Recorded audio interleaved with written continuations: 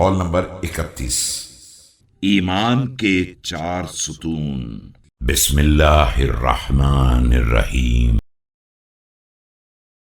وسئل عليه السلام عن الإيمان فقال: الإيمان على 4 دعائم، على الصبر واليقين والعدل والجهاد۔ آپ علیہ السلام سے ایمان کے بارے میں سوال کیا گیا تو فرمایا کہ ایمان کے 4 ستون ہیں: صبر، یقین، عدل اور جہاد۔ والصبر منها على 4 شعب، على الشوق والشفق والزهد والترقب، فمن اشتاق إلى الجنة سلا عن الشهوات، ومن أشفق من النار اجتنب المحرمات۔ پھر صبر کے 4 شعبے ہیں: شوق، خوف، زہد اور انتظار موت۔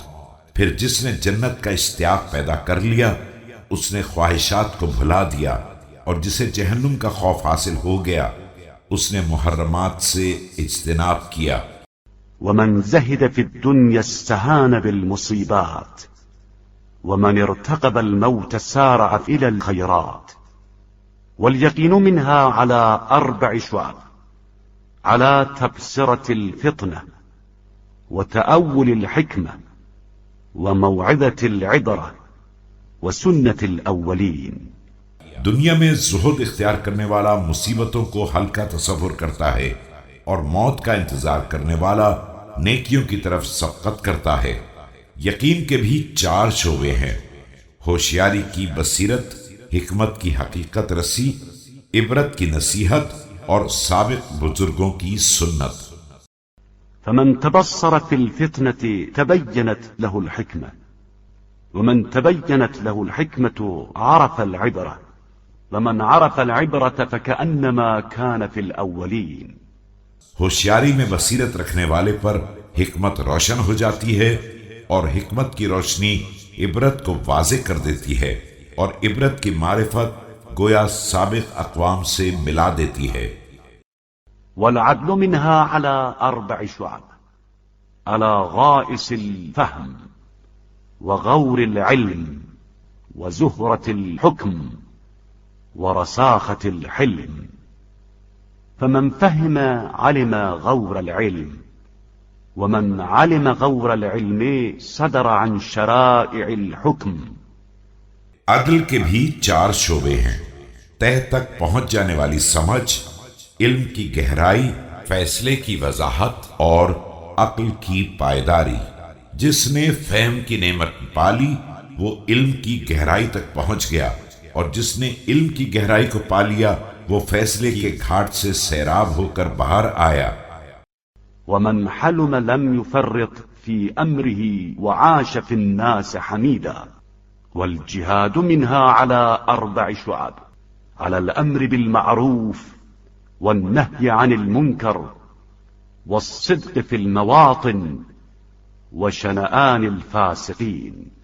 اور جس نے عقل استعمال کر لی اس نے اپنے امر میں کوئی کوتاہی نہیں کی، اور لوگوں کے درمیان قابل تعریف زندگی گزار دی۔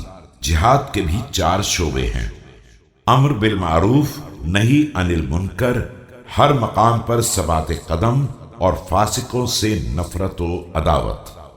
فمن امر بالمعروف شد ظهور المؤمنين، ومن نهى عن المنكر ارغم انوف الكافرين، ومن صدق في المواطن قضى ما عليه۔ لہذا جس نے امر بالمعروف کیا اس نے مومنین کی کمر کو مضبوط کر دیا، اور جس نے منکرات سے روکا اس نے کافروں کی ناک رگڑ دی۔ جس نے میدان قتال میں ثبات قدم کا مظاہرہ کیا وہ اپنے راستے پر آگے بڑھ گیا۔ ومن شنئ الفاسقين وغضب لله غضب الله له وأرضاه يوم القيامة۔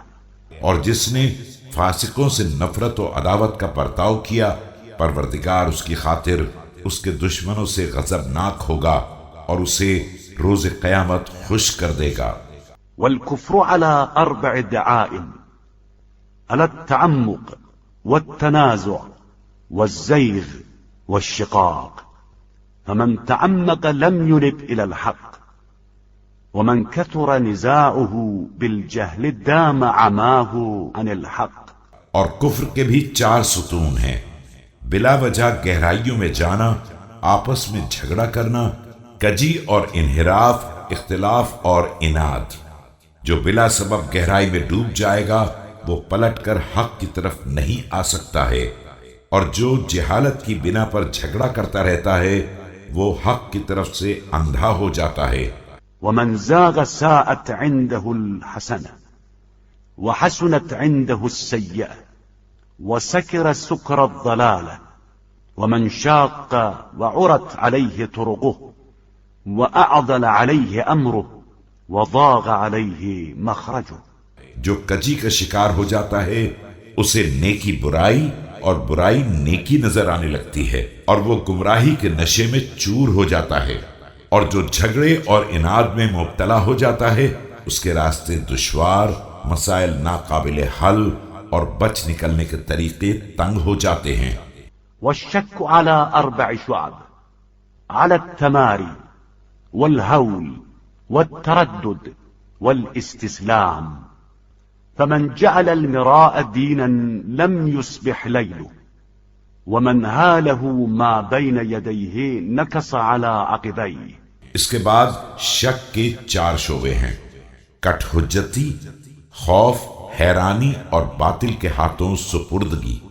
ظاہر ہے کہ جو کٹ حجتی کو شعار بنا لے گا اس کی رات کی صبح کبھی نہ ہوگی، اور جو ہمیشہ سامنے کی چیزوں سے ڈرتا رہے گا وہ الٹے پاؤں پیچھے ہی ہٹتا رہے گا۔